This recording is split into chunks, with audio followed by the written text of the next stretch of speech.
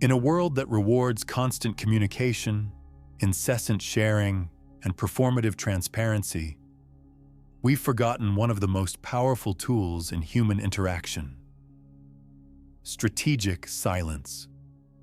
While everyone else is busy announcing their intentions, broadcasting their thoughts, and revealing their strategies, the truly effective operator knows when to shut up and uses that silence as a weapon. Niccolò Machiavelli, the 16th century Florentine philosopher and political theorist, understood this principle better than most. Though famous for his explicit advice in The Prince, Machiavelli's most potent insights often concern what should remain unsaid. "The vulgar crowd always is taken by appearances," he wrote, recognizing that speech creates appearances while silence preserves reality. In an age of oversharing, those who master strategic silence don't just protect their position, they achieve what constant communicators cannot. They win while others are still talking about winning. The cost of unnecessary speech. Machiavelli lived in an era of political intrigue where careless words could lead to exile or execution.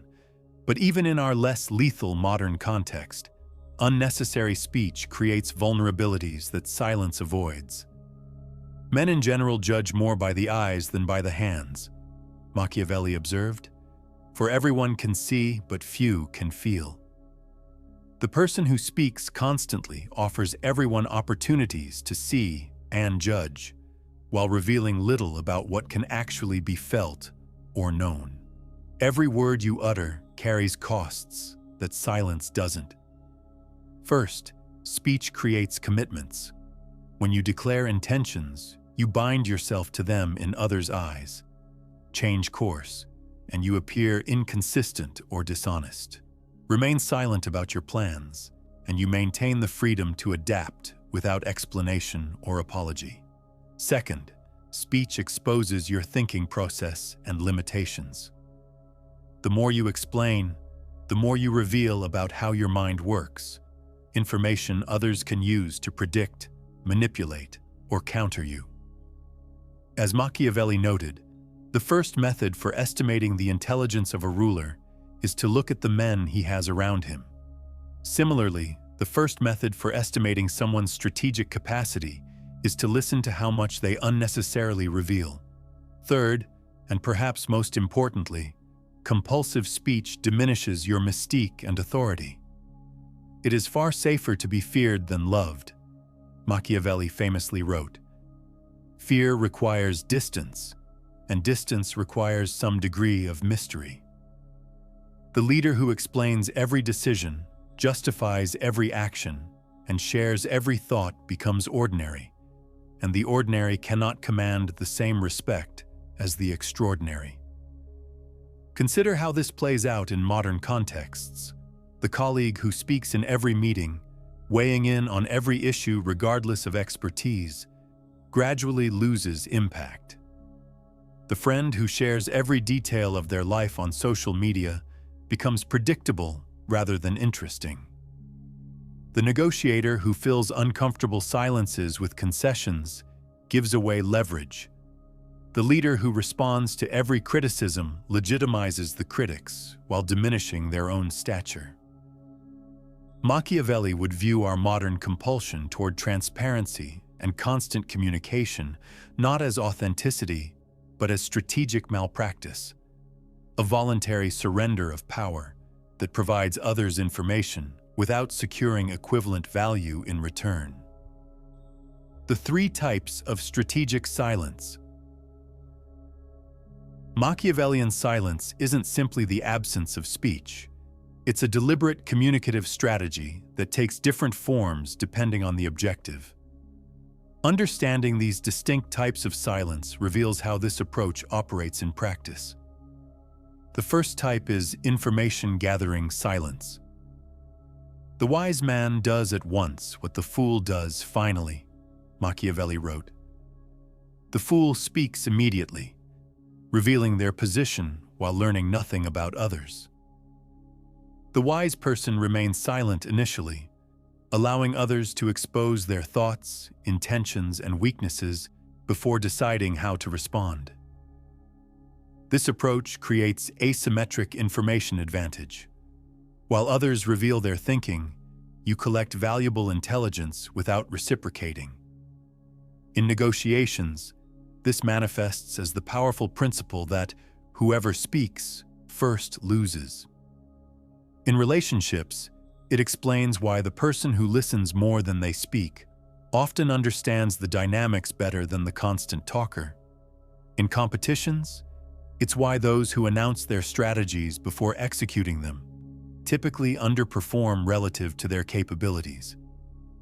The second type is authority-building silence. Machiavelli understood that power depends partly on perception, and perception can be enhanced through calculated reticence. A prince must imitate the fox and the lion, for the lion cannot protect himself from traps, and the fox cannot defend himself from wolves, he wrote. Part of the fox's cunning is knowing when speech diminishes rather than enhances authority. Authority-building silence works because humans naturally fill information gaps with assumptions that often favor the silent party. When a leader speaks selectively, addressing only significant issues rather than every minor concern, their words carry greater weight. When someone responds to criticism only when truly necessary, rather than defensively answering every charge, they project confidence rather than insecurity. This explains why the most powerful figures in any domain typically speak less, but more deliberately, than those beneath them. The nervous junior executive overtalks. The CEO makes brief, decisive statements. The insecure person explains at length. The secure person states without justification. The anxious leader responds to every provocation. The confident leader selectively engages only when strategically valuable. Want to understand more about using strategic silence to your advantage? Hit subscribe now. The third type is ambiguity-preserving silence. Since it is difficult to join them together, it is safer to be feared than to be loved when one of the two must be lacking, Machiavelli advised. This famous observation extends beyond fear and love to all situations where maintaining multiple interpretations serves strategic interests. Ambiguity-preserving silence allows others to project their own hopes, fears, and interpretations onto your position. By refusing to clarify, you can simultaneously appeal to different constituencies with contradictory expectations. You maintain freedom of action by not committing to specific interpretations. You preserve deniability by not explicitly endorsing any particular understanding. Politicians master this approach by making statements vague enough that different audiences hear what they want to hear. Effective negotiators use it by avoiding clear positions that would prematurely narrow potential agreements. Leaders employ it by articulating vision without unnecessarily constraining implementation details. In each case, strategic silence isn't deception. It's the recognition that premature clarity often undermines rather than advances objectives. As Machiavelli observed, politics have no relation to morals. In his view, effective strategy requires maintaining flexibility that excessive communication would compromise. The psychological power of silence. Beyond its tactical advantages, Machiavellian silence exerts powerful psychological effects that speech cannot achieve. Understanding these effects explains why silence often succeeds where persuasion fails. First, silence creates projection spaces. Human minds instinctively fill informational voids, often in ways that reflect their own preoccupations rather than reality. When you remain silent at key moments, others project their fears, hopes, or assumptions onto that silence, revealing their position while you maintain yours. As Machiavelli noted, men are so simple and so much inclined to obey immediate needs that a deceiver will never lack victims for his deceptions. The strategic use of silence leverages this tendency without requiring active deception. This explains why skilled interrogators use silence rather than questions to elicit information from reluctant subjects. The discomfort of silence compels the subject to fill the void, often revealing more than direct questioning would.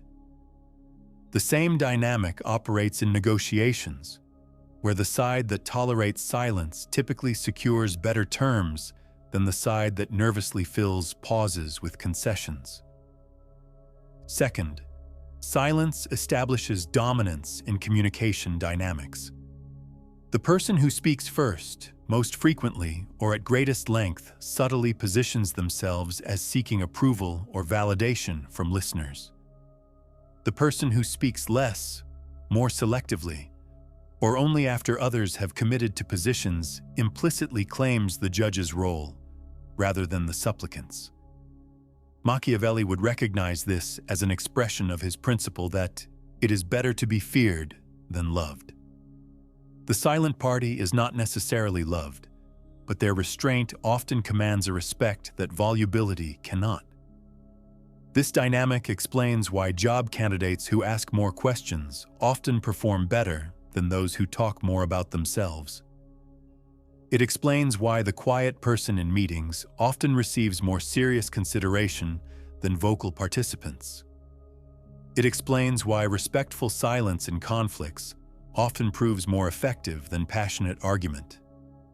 In each case, silence shifts the power dynamic by inverting the typical pattern of seeking approval through speech. Third, silence creates mystique that amplifies perceived power.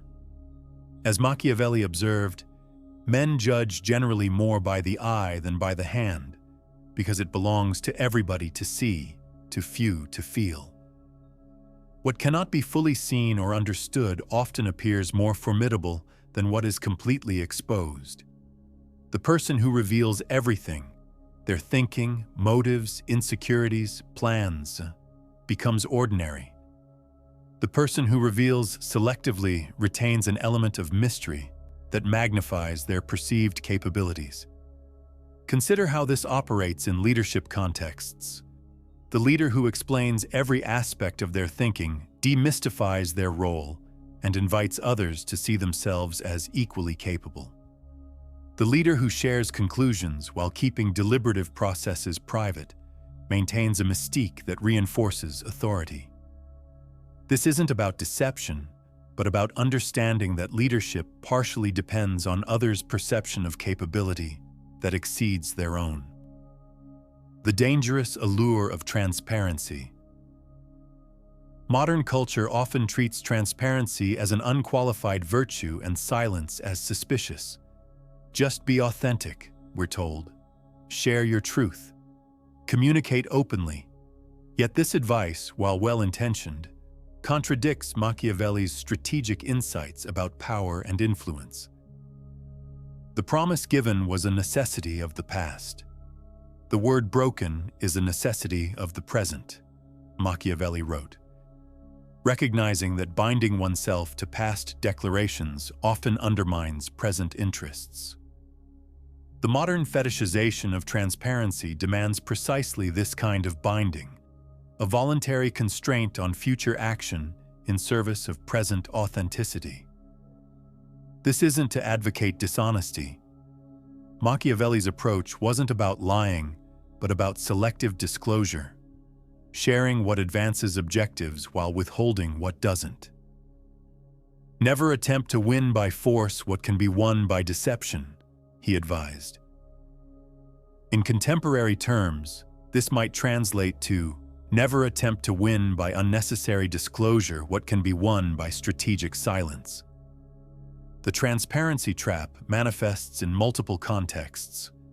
In professional settings, it appears as the impulse to share works in progress before they're ready for evaluation, to voice half-formed opinions in meetings, or to reveal negotiating positions before understanding the other side's constraints. In personal relationships, it emerges as premature emotional disclosure, unnecessary confession of past errors, or detailed sharing of future plans, still subject to change. Machiavelli would view these behaviors not as authenticity, but as strategic mistakes that surrender power without securing commensurate benefits. The transparent person becomes predictable, manipulable, and ordinary, qualities that undermine rather than enhance influence. This perspective challenges contemporary communication norms that equate volume with value and disclosure with authenticity. The Machiavellian communicator speaks not to express themselves, but to advance specific objectives. They withhold not to deceive, but to preserve options. They maintain silence not from insecurity, but from strategic discipline. Practical application: the discipline of silence. How might Machiavelli's strategy of silence apply in modern contexts? The application isn't about becoming completely taciturn, but about developing the discipline to speak only when speech serves your objectives better than silence. First, practice information asymmetry. Before sharing your position on any consequential matter, ensure you understand others' positions first. Ask questions rather than making statements. Listen for what remains unsaid, rather than responding only to what's explicitly stated. As Machiavelli advised, the lion cannot protect himself from traps, and the fox cannot defend himself from wolves. One must therefore be a fox to recognize traps, and a lion to frighten wolves. The fox's cunning begins with gathering information while revealing little. This approach proves particularly valuable in negotiations, where understanding the other party's true constraints and priorities often matters more than articulating your own. It applies equally in workplace dynamics, where knowing colleagues' concerns and motivations before committing to positions prevents unnecessary conflict and enables more effective influence. Second, cultivate strategic ambiguity when clarity would prematurely limit options. This doesn't mean being deliberately confusing, but maintaining flexibility by avoiding unnecessary specificity. A prince should therefore be very slow to believe and to act, nor should he himself show fear, Machiavelli counseled. This slowness to commit preserves freedom of action. In leadership contexts, this might mean articulating vision and objectives while leaving implementation details open for adaptation. In personal relationships, it could involve expressing commitment to shared goals while maintaining flexibility about specific paths. In competitive situations, it would mean keeping strategies private while opponents reveal theirs. Third, develop comfort with silence as a power position. Most people experience silence in conversation as uncomfortable and rush to fill it, often revealing more than intended or making unnecessary concessions. Training yourself to embrace these moments rather than filling them creates significant advantage. In negotiations, this manifests as allowing silence after stating your position rather than nervously qualifying or weakening it. In conflicts, it appears as listening completely to criticism before responding, rather than interrupting with defenses. In leadership, it emerges as delivering decisions without unnecessary justification, trusting the decision to stand on its merits. The strategic whisper. Machiavelli's strategy of silence doesn't advocate never speaking. It advocates speaking only when speech serves your objectives better than silence. The master of this approach doesn't maintain complete secrecy, but creates a strategic contrast between what is revealed and what remains private. The vulgar crowd always is taken by appearances, Machiavelli observed, and the world consists chiefly of the vulgar. In a world where most people reveal everything, those who cultivate selective disclosure stand apart. Their words carry greater weight precisely because they're chosen more carefully. Their positions generate more interest because they're revealed more strategically. Their influence expands because it's exercised more judiciously. This approach requires discipline increasingly rare in contemporary culture. It demands the patience to listen before speaking, the restraint to withhold even when disclosure feels temporarily satisfying, and the strategic awareness to recognize when silence serves better than speech. These qualities don't develop naturally in a world that rewards constant expression, but they create advantages precisely because they're uncommon. The final irony of Machiavelli's strategy of silence is that its most successful practitioners remain largely unrecognized. We notice the loud, the expressive, the transparent, while the masters of strategic silence achieve their objectives without drawing attention to their methods. They shut up and win while others are still talking about winning. Perhaps this explains why Machiavelli himself, despite his enormous influence on political theory and strategy, remains widely misunderstood. His name has become synonymous with ruthless manipulation, yet his insights reveal a deeper understanding of human psychology and power dynamics that transcends simple ruthlessness. He recognized that influence doesn't always require force or deception. Sometimes it requires simply knowing when to remain silent and let others reveal themselves. In an age of information overload, opinion saturation, and compulsive sharing, Machiavelli's strategy of silence offers a counterintuitive path to influence. Say less, observe more, reveal selectively, and let your results speak louder than your words. In the endless competition for attention and power, those who master this approach don't just participate, they prevail.